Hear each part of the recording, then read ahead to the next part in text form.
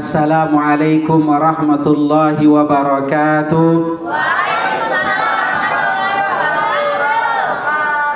Alhamdulillah wassalatu wassalamu ala Rasulillah wa ala alihi wa sahbihi wa mawalaha ma ba'du. Yang kami hormati Profesor Dr.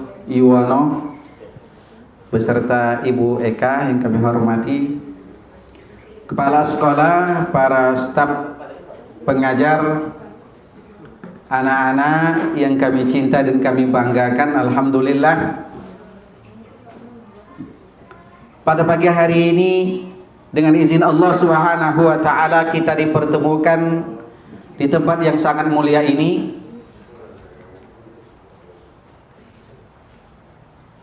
dalam pertemuan yang sangat berkesan.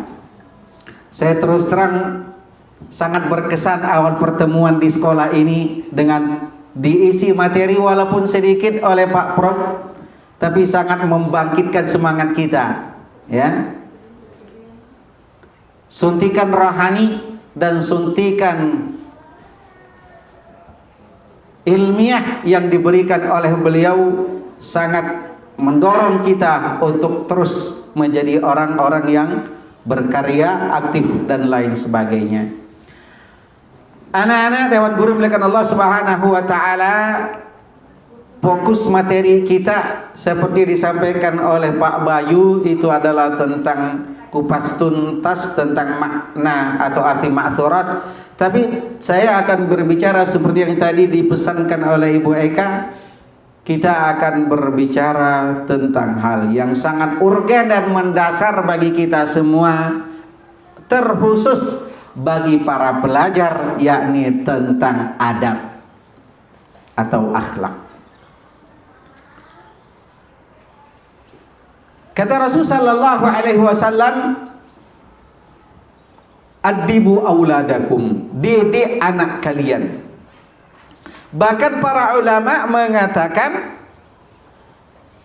berakhlak dulu, beradab dulu sebelum ilmu. Al-adabu qablal ilmi.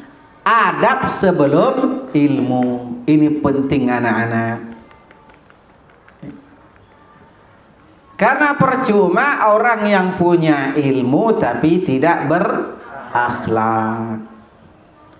Jadi orang dulu anak-anak, ya, orang dulu para ulama yang hebat-hebat itu sebelum mereka belajar berbagai macam disiplin ilmu, mereka belajar adab dulu, akhlak.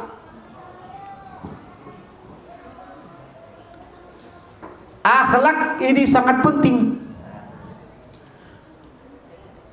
Bahkan Rasulullah sallallahu alaihi wasallam itu dalam kehidupan beliau sehari-hari, apa yang beliau tampilkan, apa yang beliau lakukan, itu adalah suri tauladan yang sangat penting untuk kita ikuti dalam kehidupan beliau. Bahkan para ulama itu ketika mereka mau belajar, mereka diajari guru mereka adab. Pelajaran pertama adab, pelajaran kedua adab, pelajaran ketiga adab, terus belajar adab. Karena ini penting anak-anak.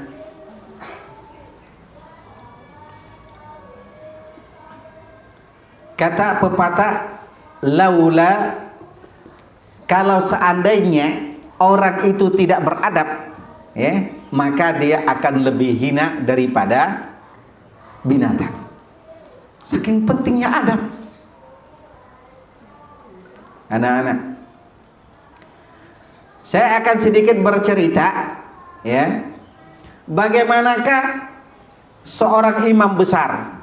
Pernah dengar gak namanya Imam Syafi'i? Pernah dengar gak? Pernah dengar ya, Imam Syafi'i. Nama beliau itu siapa anak-anak? Muhammad bin Idris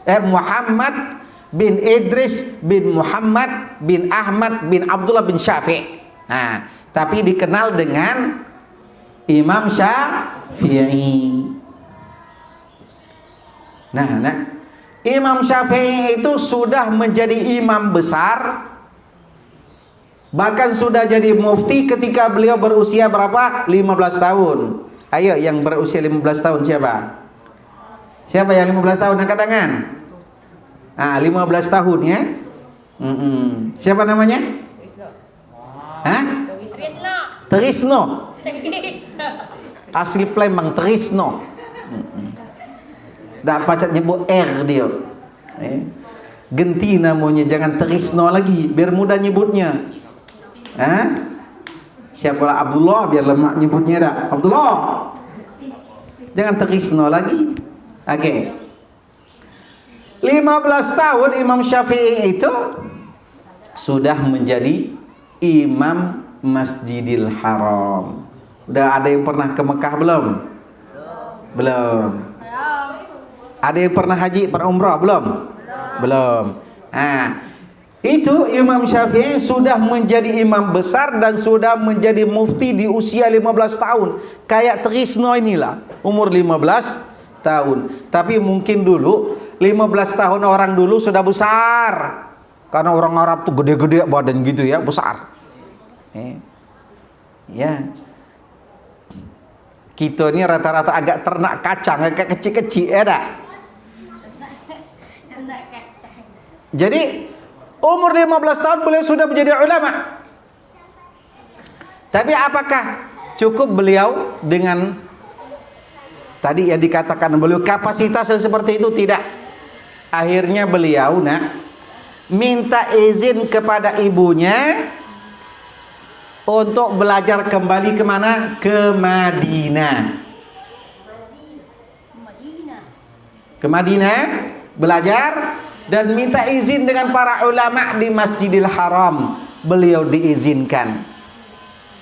Imam Syafi'i itu usia 7 tahun sudah hafal Quran. Nah, siapa yang sudah hafal Quran di sini? Ada? Siapa yang paling banyak di sini hafalannya? Ada? Yang punya 5 juz, siapa 5 juz? Belum? 3 juz. Alhamdulillah. Ya. Jadi beliau di usia 7 tahun itu sudah hafal Quran, sudah hafal ribuan hadis. Tadi yang saya ceritakan di usia berapa tadi 15 tahun sudah menjadi imam besar di Masjidil Haram. Beliau masih datang ke Madinah untuk belajar. Ya, kalau kira-kira kita untuk apa lagi? Quran lah hafal lah imam besar, untuk apa lagi belajar? Tapi beliau datang ke Madinah. Coba kita lihat ini. Jadi Imam Syafi'i itu ketika datang ke Madinah bertemu dengan seorang imam besar, siapa namanya? Imam Malik. Bukan Imam Mahdi. Imam Mahdi insya Allah ntar lagi mungkin datang ya. Imam Malik. Jadi anak-anak, sore beliau datang, dan di malam hari ketika semua orang datang, itu yang belajar di sana beristirahat, beliau tidak beristirahat, tapi apa? Pinjam buku kitab Muwatta. Beliau hafalkan dalam semalam. Berapa jumlah hadis di sana itu? 6.000 hadis. Beliau hafalkan dalam semalam. Coba bagaimana akhlak beliau. Besok ketika datang ke kelas belajar di Masjid Nabawi, kata Imam Malik, hari ini insya Allah kita akan dibersami seorang murid baru namanya Muhammad bin Idris. Beliau itu sudah pernah di Makkah dan sudah menjadi imam besar di sana, dan beliau menginginkan belajar di tempat ini, dan beliau kita persilahkan untuk bersama kita, kata Imam Malik. Lihat, setelah berbincang sebentar diperkenalkan, Imam Syafi'i disuruh membaca kitab itu. Lihat. Nah, jadi beliau buka kitab Muwatta itu, padahal beliau sudah hafal. Orang yang di sampingnya yang belajar sama beliau itu tidak kedengeran. baca buka kayak gini ya, nggak kedengaran orang. Yang di sampingnya baik tidak kedengaran. Kalau kita mungkin begitu nak ya, tidak kedengaran. Saking hormatnya beliau dengan ilmu dan hormatnya beliau dengan guru. Masya Allah, ini akhlak. Maka akhlak itu penting ya, terutama kepada kedua orang tua kita, kepada guru kita. Anak-anak, mudah ilmu itu menjadi berkah. Contoh ya, agar ilmu kita menjadi berkah, hormatilah gurumu. Dulu anak-anak lagi SD sering nyanyi, anak lagi TK apa? Hormati gurumu, sayangi teman.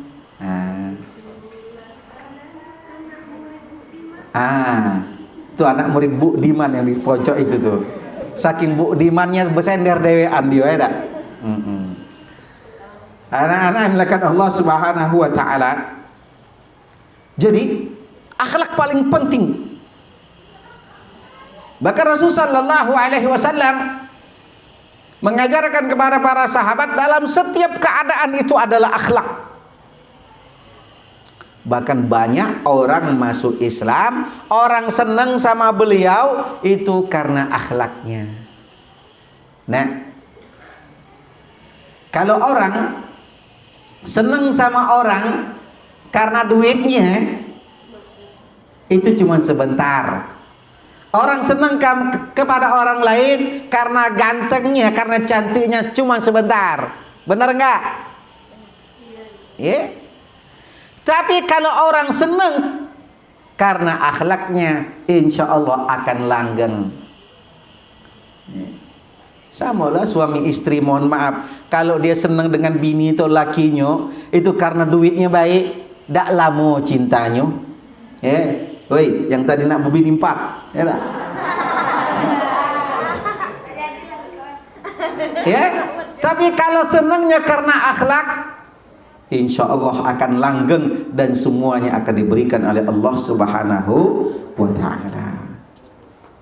Nah, akhlak itulah yang menjadikan orang-orang sangat simpatik, sangat senang, sangat suka kepada Nabi. Ya, maka berakhlak penting.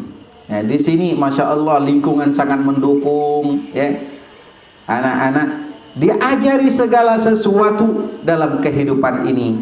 Maka pesan Ustadz yang paling utama adalah sebelum segala sesuatunya kita belajar akhlak. Karena kata Rasul bahwasanya tugas utama beliau diutus ke muka bumi ini adalah menyempurnakan akhlak. Nah, dulu kalau kami lagi sekolah, tidak tahu rombongan guru-gurunya ini merasakan apa tidak, ya.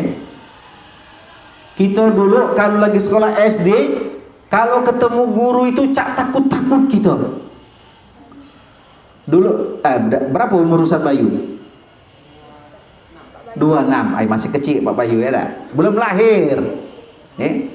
Kalau usia seperti saya 40-an, itu kalau ketemu guru dulu kita takut. Bukan takut sebenarnya, hormat, nggak berani di depan guru.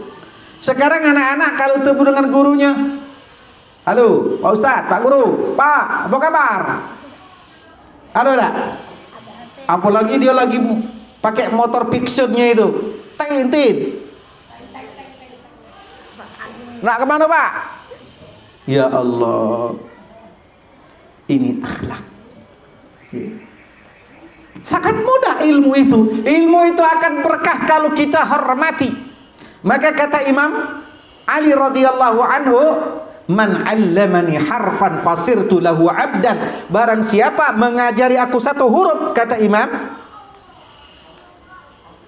Ali, aku siap menjadi budak pesuruhnya. Artinya apa? Saking hormatnya dengan guru.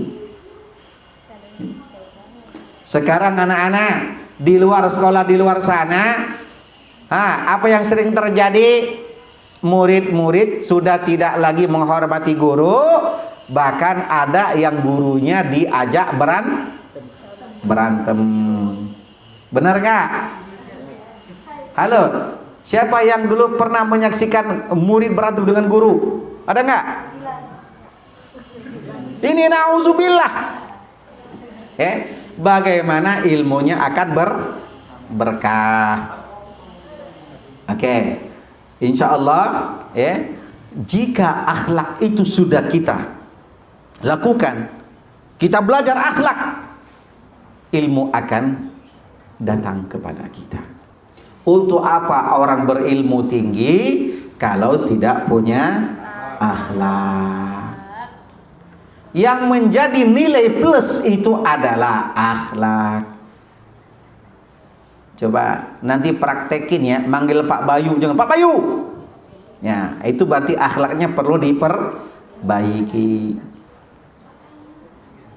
Rendahkan suara kita. Dengan siapa kita berbicara? Dengan siapa kita ngobrol? Apalagi dengan orang tua kita. Nah, dua hal yang paling penting yang harus kita perbaiki akhlak kita agar kehidupan kita mendapat ridha dari Allah. Pertama, akhlak kita kepada kedua orang tua kita, akhlak kita kepada guru kita. Dalam Al-Quran itu dikatakan oleh Allah, fala taqul lahuma uffin. Nah, kita tak boleh nak ngomong kepada orang tua. Coba siapa namamu? Hah? Yamkas. Kalau disuruh ibunya mantah enggak? Kadang-kadang. Kau? Apik. Kalau disuruh galak mantah tak? Tidak. Wih, hebat Siapa nama? Yang gemuk, yang gemuk. Siapa nama? Dafri. Rafri. Pergi ke warung beli ini. Ada ya bujang. Pergi ke warung beli garam lagi misalnya kan. Kata dia, ya mak galak aku katanya sosoknya untuk aku ujinya ya. Garam harga 2.000, duit 10.000, 8.000 masuk kantong. Nah, itu tak hormat sama orang tua. Tidak jujur. Nah, ini akhlak penting dalam kehidupan kita. Oke. Anak-anak dimulakan Allah Subhanahu wa taala. Jadi ada buku namanya Al-Adab Qabla Al-Ilmi. Adab sebelum ilmu. Itu penting. Ustaz dulu lagi sekolah di pesantren, setiap habis subuh itu kiainya selalu ngajari akhlak. Beliau bacakan buku tentang akhlak. Nama bukunya Akhlak lil Banin, akhlak untuk anak-anak. 3 jilid buku itu. Perasaan sampai bosan kita dengarnya, tapi Masya Allah itu baru kita paham dan kita ngerti setelah kita tamat. Rupanya ini pentingnya akhlak.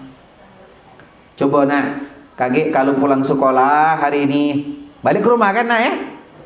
Masya Allah, kata ayah ibundahnya, kata papa mamanya, Masya Allah, Rapri itulah berubah akhlaknya, ngomonglah lembut, disuruh galak misalnya, ini akhlak.